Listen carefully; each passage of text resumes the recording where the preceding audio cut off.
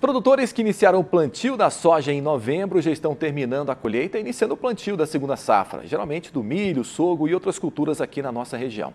E o preparo do solo para evitar doenças nas plantas é fundamental para garantir uma boa produtividade. E esse é um dos assuntos que iremos tratar com o nosso convidado de hoje, o engenheiro agrônomo e doutor em agronomia pela Universidade Federal de Lavras, professor Fernando Giuliatti. Seja muito bem-vindo. Bom dia, professor. Bom dia, agradeço o espaço, estamos aí para comentar os desafios do agro. Professor, nós tivemos essas intempéries, vamos dizer, essas adversidades climáticas, muita gente deixou para plantar um pouquinho, depois de outubro, esses produtores, por exemplo, que plantaram em novembro, algumas áreas foram com plantios em novembro, outras em dezembro, aguardando as chuvas. E como é que tem sido esse desafio da agricultura, principalmente da soja que o senhor tem visto? Nós temos que dividir a soja brasileira de acordo com os ambientes que ela é cultivada. Aqui nós estamos na região centro, tem a região sul, tem a região centro-oeste, englobando o norte do Brasil. Então as datas de semeadura são variáveis e também a distribuição de chuvas e o clima, por isso que nós colocamos a soja em macro-regiões. Considerando a macro-região aqui do centro, que engloba a região de Uberlândia e o Triângulo Mineiro, nós temos boa disponibilidade hídrica, mas as chuvas atrasaram. Com esse atraso, as semeaduras de outubro foram prejudicadas, concentrou-se as semeaduras em novembro, seja as cultivares de ciclo precoce e algumas médias, e então, basicamente, avançamos em dezembro. E, logicamente, a colheita ela está bem dividida no país, comprometendo parte da safra de milho, que é a safrinha, ou seja, a segunda safra. Para essa segunda safra, o produtor ele faz a análise do solo ainda? Como é que é esse trabalho ainda, pensando na produtividade? Porque muitos estão pensando justamente em recuperar, talvez, essa quebra de produtividade que está acontecendo na soja. Como faltou água no começo, é como se faltasse o cobertor. Cobertor curto, em termos de distribuição hídrica. Também é um ano de El Niño. Então, um ano de El Niño realmente cortam as chuvas, ou cedo ou tarde. Comprometeu o milho? Sim. E temos também a questão dos preços na Bolsa de Chicago, a indexação da soja no porto, da soja no produtor, da soja no armazém, de acordo com a pré-fixação do preço. Muitos produtores tiveram lucro, aqueles que venderam quando a soja estava a R$150, outros tiveram perdas porque estão comercializando agora. Mas, de qualquer forma, o que a gente pode dizer é que o milho também, houve uma redução dos preços do milho. Já tivemos saco de milho vendido a R$80. E não será o preço praticado na próxima safrinha, ou segunda safra. Então fica difícil falar que o produtor vai recuperar. Para ele recuperar, ele tem que colher muito bem. Tem que ter produtividades aí, tanto na soja, acima de 50 sacos por hectare, e o produtor de milho acima de 120 sacos de milho por hectare. Então, depende muito da produtividade. E a análise do solo é fundamental para entender a dinâmica de nutrientes, o que a soja agregou no solo, o que o milho vai herdar e o que está faltando. Porque a exigência nutricional e hídrica dessas duas culturas ela é bem variável. E o milho de segunda safra é um milho mais pobre do que o milho de primeira safra. O produtor investe menos no milho de segunda safra. Quem plantou milho verão investiu mais do que quem está plantando, semeando ou semeará ainda no mês agora de março. E o que ele tem que... Acho que essa questão do plantio, o produtor, lógico que ele já escolheu a sua semente, já está armazenada, mas tudo começa ali, Acho que esse período do plantio, uma semente talvez até geneticamente modificada, para suportar mais aí as doenças e pragas, Sim, a primeira tarefa do produtor de sucesso é o planejamento da propriedade. Hoje a propriedade rural é uma empresa agrícola, tem que ter gestão. Se tem que ter gestão, e a gestão não é só a gestão da semente, tem a gestão do clima, com certa previsibilidade.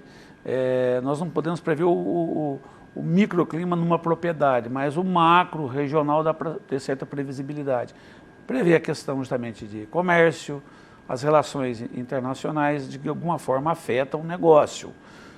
O agro hoje, eu diria, principalmente soja e milho, os principais cereais, as principais commodities, nós estamos num momento ruim, não muito difícil. Quem colher bem, com certeza com um custo aí de soja de 40 sacos, 50, por isso que eu falei que tem que colher acima de 50.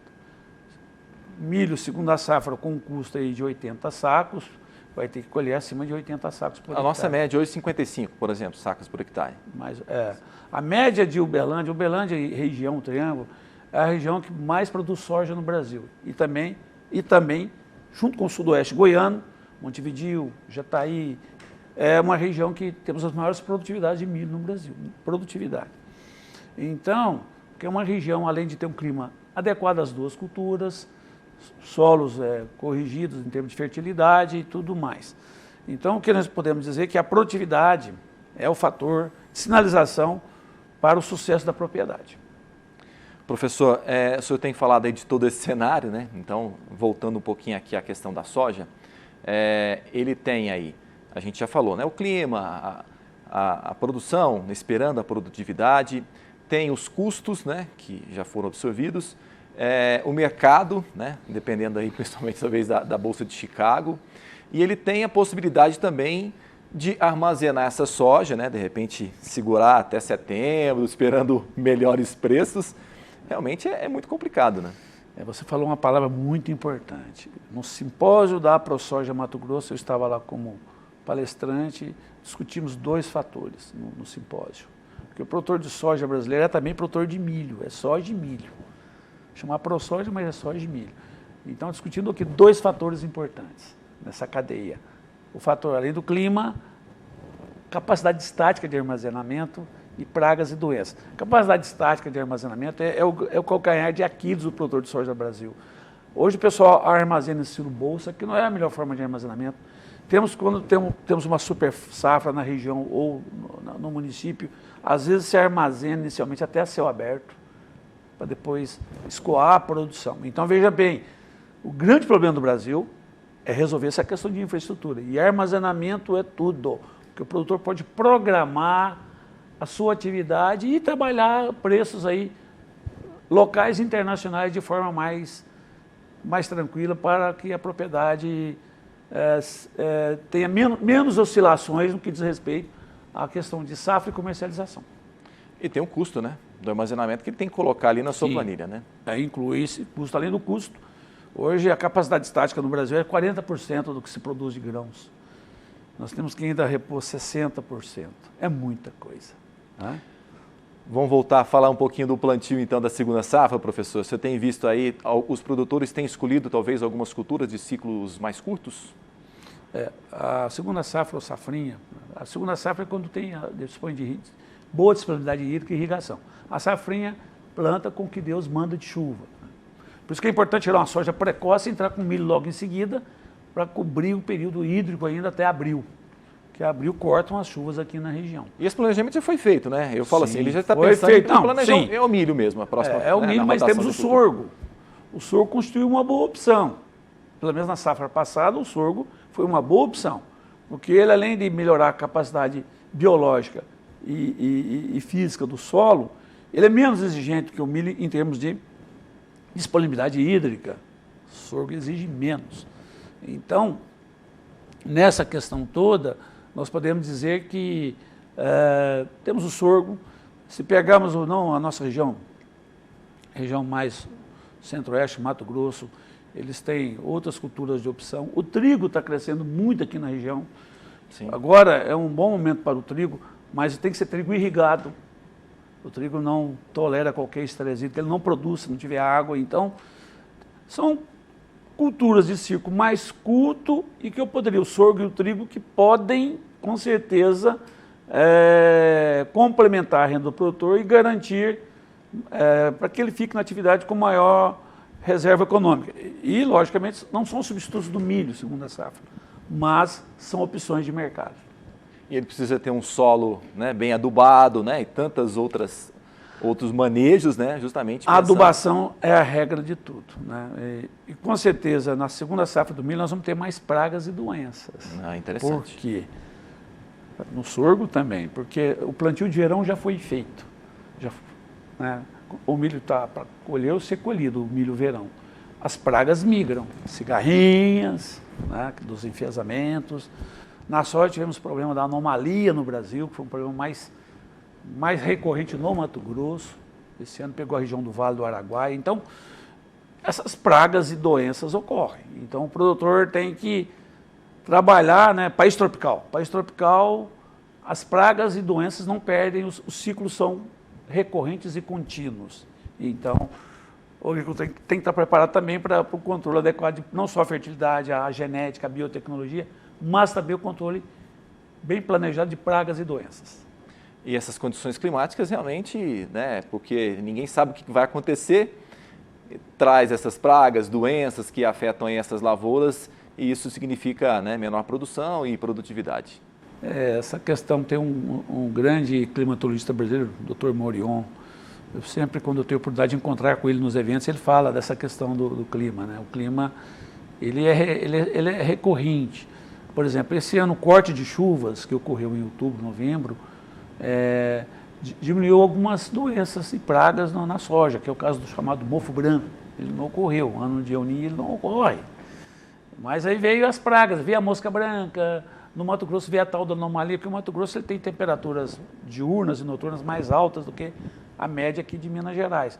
Então a temperatura noturna mais alta acumula certas pragas e doenças numa cultura onde a amplitude térmica é maior, como aqui no Triângulo Mineiro. Tudo isso, por isso que nós temos que regionalizar todo o manejo, né, e toda previsibilidade de safra. Tá. Né? Para a gente fechar, professor, eu queria que você desse uma dica para o produtor que está acompanhando a gente, pensando justamente, se preparando aí para o plantio do milho safrinha, né, ou de outras culturas. A palavra de ordem aqui para o produtor milho safrinha é rentabilidade. Mesmo uma queda de preço nas bolsas, ele tem que trabalhar essa margem. E o custo, a gente coloca hoje da semente híbrida de milho, todo mundo usa híbrido, de 2 linhares ou até 3, simples ou triplo. O custo de uma semente de um milho, de semente híbrida, não é quase que R$1 por hectare, só a semente.